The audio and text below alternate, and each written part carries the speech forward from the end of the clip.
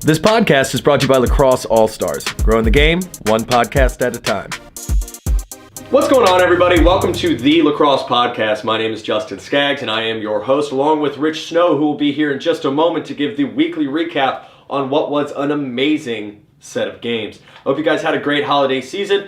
My wood shop, which is where we actually film and record all this stuff coming out of Philadelphia, is still wrapped in a bunch of decorations and things. It's still very festive. We're looking forward to the new year. But there's still some stuff to clean up from this year. We have Jake Bernhardt in the studio today. We're going to be interviewing him about the new NCAA rule changes, what that means for him as a coach, and what he kind of thinks is going to happen with the game. He has a lot of really interesting theories, and he's very vocal on social media. So he and Rich definitely have a lot of things going on, in common. We're going to get into that. But quick recap before we get into the prolonged, full-fledged weekly recap. The Roughnecks spoil the Warriors home opener. The Bandits dropped their home opener to the Rock, and the Mammoth were outplayed by the Seals, which, as a Philadelphia Wings fan, at least some expansion team finally got a W, and especially coming out of the gate with it, it makes me get a little bit more faith in what we got going on here. And then also, we'll talk a little bit, apparently Long Island's getting a new team. That's pretty awesome. So, expansion teams for everybody. You guys want a team? Boom, you got one. All right, guys, let's get into the meat and potatoes of this, but before we do, here's a word from our sponsor. This episode of the Lacrosse Podcast on LaxAllStars is brought to you by STX and their Alliance 2D. The first handle of its kind. Rigid profile, maximum offset, grit finish. The Alliance 2D gives the player maximum control and feel to help you dominate the competition. Pick up the new Alliance 2D from STX in stores today. All right, we're joined now by my co-host Rich. Rich, what's going on, man? How's your holiday? I'm feeling a little under the weather, but... You look like complete and total death. Well, life, death, you just look how you look sometimes. I appreciate you making it in, even though you drank like 3 cups of green tea before you actually did anything today. It was good, though. It was good. Whatever gets you back, man. Whew. Was that your phone? You son of a bitch. You're ruining this podcast. I'm already semi-professional. We're semi-pro. We're a semi-pro podcast. All right, so let's get into it. So the Toronto Rock and the Bandits. I gotta say, it was probably one of the more entertaining things, if only for the off-the-backboard shots.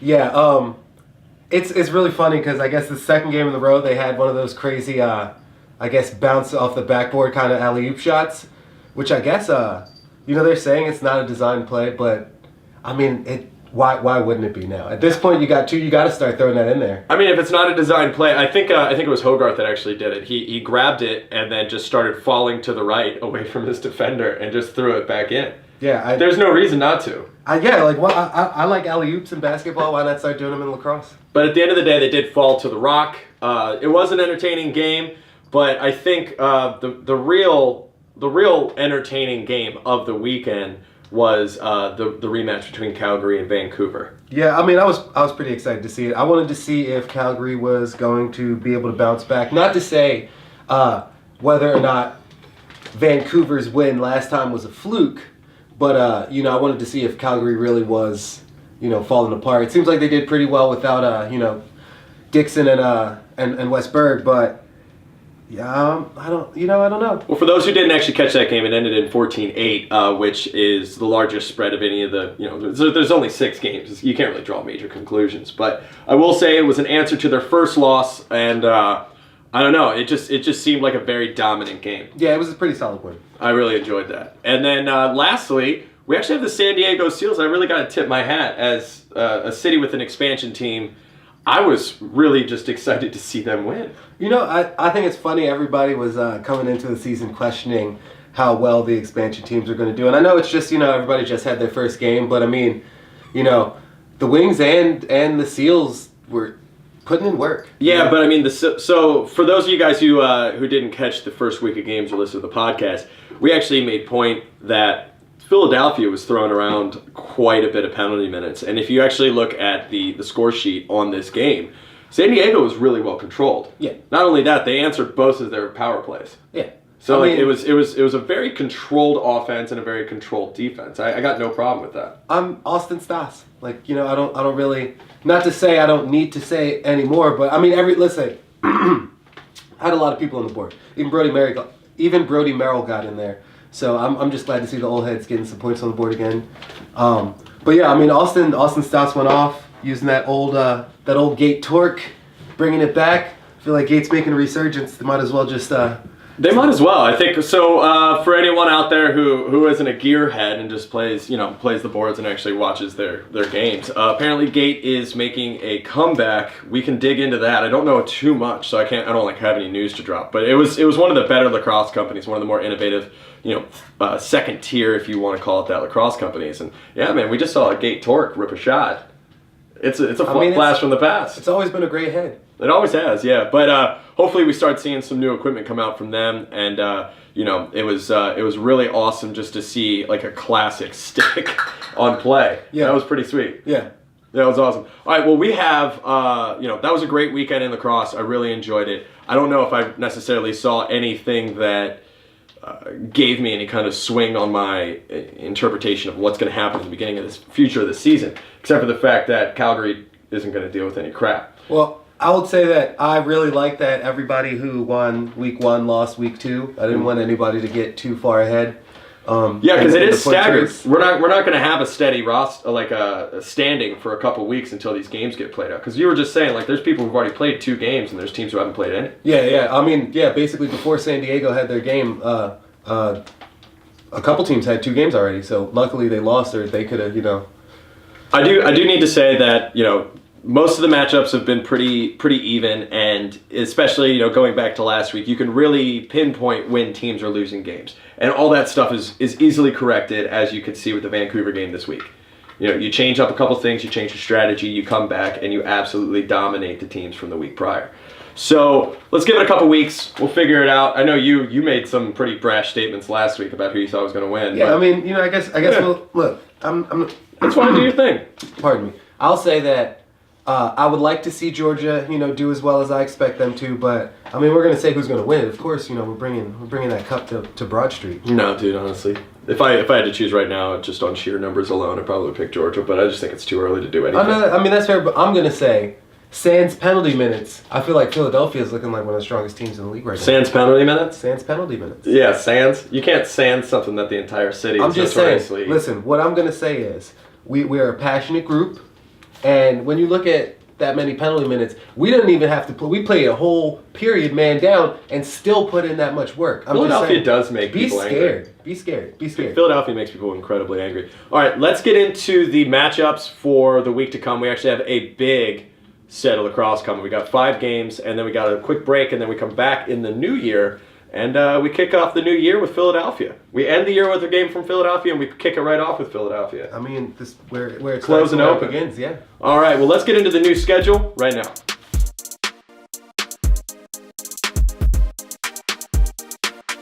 So with the games coming up this week, you guys are actually going to need to watch some after the fact, because at 7:30 we have 3 separate games, starting off with Saskatchewan versus New England. And then Georgia takes on Toronto. And then you can watch Vancouver play Buffalo, which I think is actually going to be the better of the more competitive of those games. You know what? I'd have to agree. I'm excited to see Saskatchewan play. Say that 5 times fast. Yeah, right. Excited to see Saskatchewan. His nose is so clogged right now.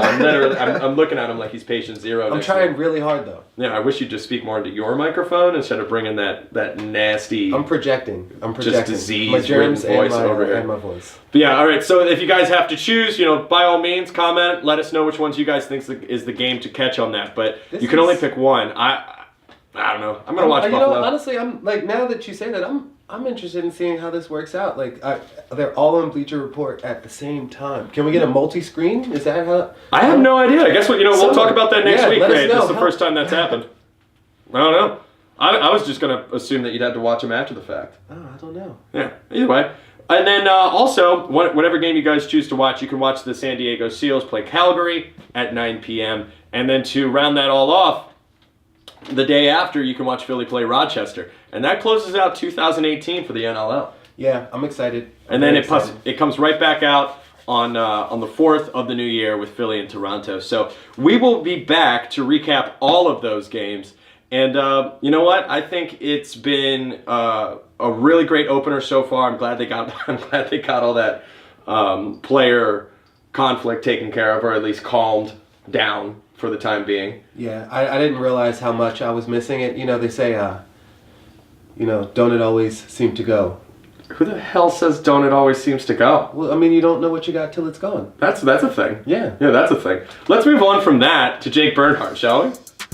Let's.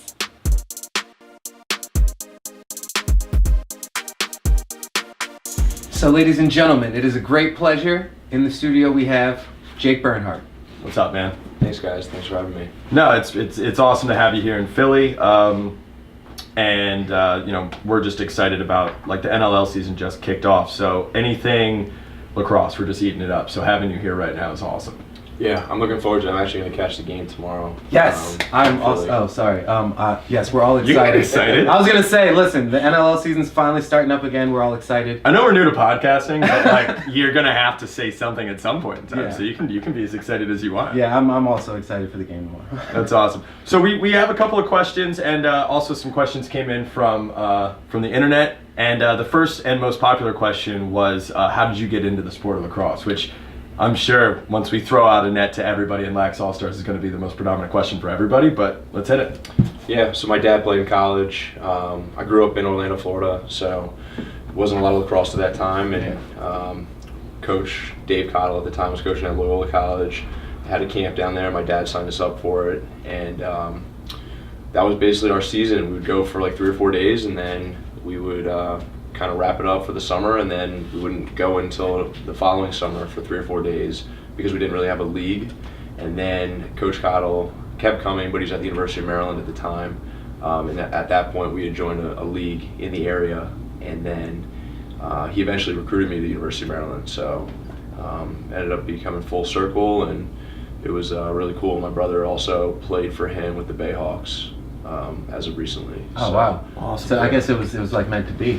Yeah. Yeah, it's got to be weird being down in a place like Florida where there's just not a lot of opportunity to get better. Yeah, I mean, it's definitely growing. There's so much lacrosse because it's such a big state. It's just the coaching is definitely catching up to that, because there's just so many kids playing. But over time, there's more and more people that have come down and been transplants to come and, live there and coach and teach and take club programs. So it's on the rise, but it's definitely still very, in its beginnings. Something I think this would be helpful. So I grew up in an area where there wasn't a lot of lacrosse. And I know there's a lot of people with an immense amount of talent at a young age, and they're surrounding, they might be the biggest fish in the pond.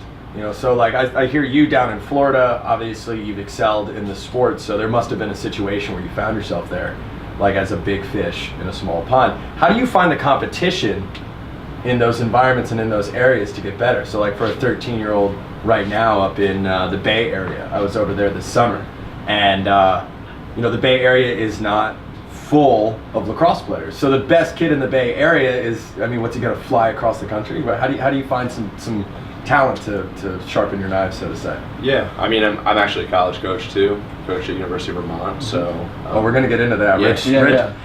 You and Rich share some opinions, but we'll talk about that in a moment. So I'm very familiar with in those kind of untapped areas of the country, and obviously coming from it, but something that my dad used to tell me and my brother, because my brother's a year younger than me, is that you're the best offensive player in the state, he's the best defensive player in the state, so you guys have each other to go against each other on a daily basis, and you utilize that. So we were able to, and that helped us. But for other kids, just constantly trying to maybe go to camps, learn stuff. That's something nowadays a lot of people don't want to do, is go to these instructional camps.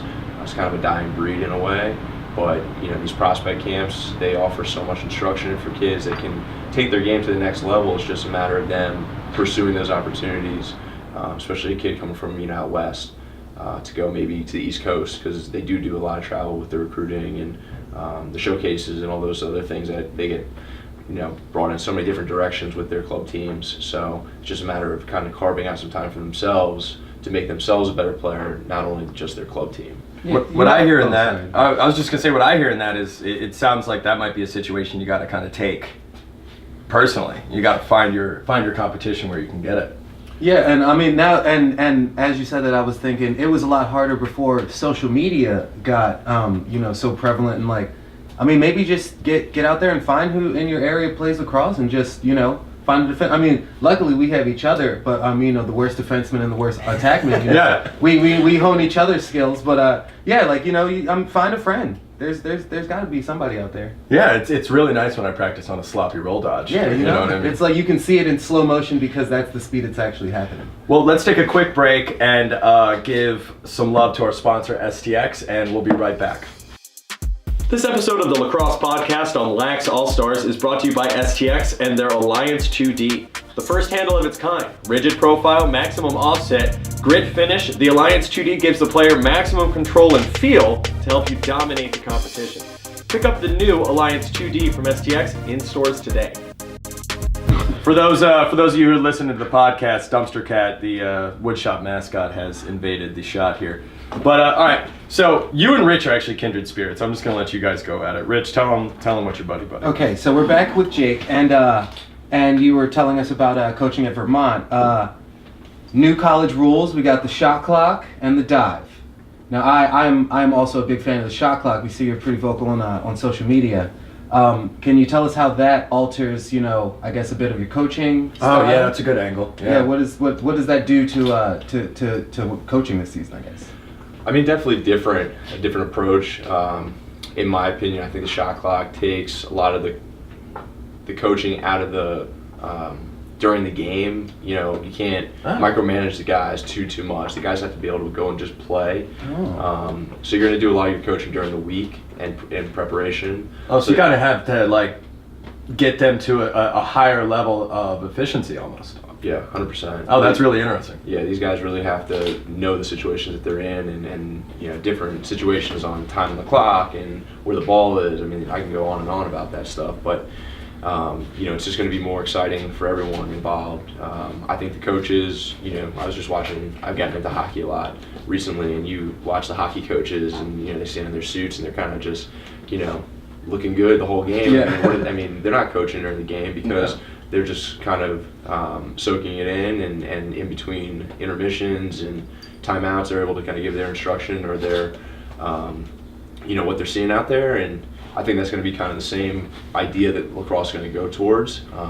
But it's good. The kids are going to have fun. They're going to be able to just go make plays. I think it's going to be exciting just because, again, and which is we're going to lead into the dive, but the shot clock is just going to make for things that happen that maybe didn't happen because you just weren't ready for it. So there's going to be a little more pressure on making something happen in that period. I think there's going to be some crazy things. Yeah, I'm really excited about. I think it's going to push the pace. It's going to be a pretty exciting season. I think you should wear a suit. I mean, I know we're getting off topic.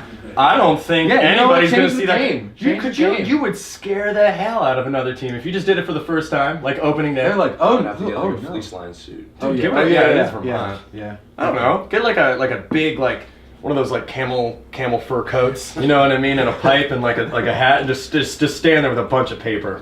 He's ready. That man is ready. So yeah, the dive is the other thing. Does that alter? Is there even any coaching strategy behind that, or do you change a play? What does that do to you? I wouldn't say there's. There definitely is strategy behind it and when to do it, when not to do it. You also have to take into account now with the dive coming back, there is a penalty if you do make contact with the goalie, a 1 minute penalty, and that's going to be something that will, at some point come up that's going to be controversial or. Yeah, I got a question on that. You have the dive, but like a soccer dive, couldn't the goalie just eat one? Well, that's what I think some of the coaches are teaching guys to come out. I would totally take a penalty, wouldn't you? I mean, when I played goalie, I was all about hitting also. So I mean, yes, I would definitely make. Yeah, because if the point of contact with the goalie is when the penalty happens, so the goalie could just murk somebody and then get a penalty in their favor. Hypothetically, that could be how this starts getting called. Yeah, I mean, if you watch MLL, there are some guys that do that, like Scott, Adam Gittleman. I was going to say Scott loves a little bit of contact. Those guys are a little bit more aggressive when it comes to playing around the crease because they're trying to take away guys' angles, but. I don't believe there's a rule that was in MLL. If you did make contact with the goalie, and if there was, it wasn't never called. Much, yeah, that's interesting, and the way this sport always works out, and I mean even down to 13-year-old ball in a county level, you're really playing whatever game the referees decide they're going to call. Sure. You know, so I'm interested. That'll be fun to see that like play out and see what that rule actually means on the field and how it's interpreted. Yeah, it's going to be interesting. There's been a lot of proposals with the coaches, the way they want, if you can imagine like the back of the goal, they almost want that being put in front of the goal, like another set of lines. So like when you dive, you have to dive across. Oh, yeah. you know, I've also heard it. If you see on some media recently, some of the coaches call it the snow cone, where it's kind of like a crease inside the crease, almost like a small hockey crease. Yeah. Where you can't dive into that. So it's going to be interesting, you know, maybe how the way the game evolves, and maybe the next couple of years with, you know, with rule changes over time. But you know, more and more lines on the field, great, right? I'm laughing, and you're an old goalie yourself, but Yes. could you imagine getting like all the way to that level, right? No one's been jumping in your business the whole time. Next thing you know, some giant 6'2" NCAA qualified attackman just starts stuffing you in your house. Hey, man, It look. sucks so bad. Hey, I'm a former football player, and that's why they put me on the field. And I would love if somebody dove in my crease. Let's just say that. That's awesome. Well, well, hey, for anybody who's playing, you know, 30-plus senior B ball with Rich and I out here, where the competition is very mild. You know, let me tell you. Go ahead and hit Rich. Apparently, you just got asked. Well, hey, man, listen, we want to take a second and tell you thank you, and we're excited to see your season. And we're excited to see how all this stuff plays out, and we couldn't agree with you more. I think this is going to make a faster, more competitive game, like the game that I feel like I used to play when I was a kid. Yeah, I think we're all looking forward to it, and I just appreciate you guys having me here. And, Oh, absolutely. Hey, thanks for coming. Yeah, thanks for coming, man. Well, Yeah. all right, guys, we want to take a second and thank our engineer, Joseph Snow, STX, who is a great sponsor, LaxAllStars, grow the game. And, Frank Stanley for our free music. Thank you very much, because we can't afford to buy your music. So thanks for just giving it up. Until next time, guys, I'm Justin. I'm Rich. Take care. Keep laxing.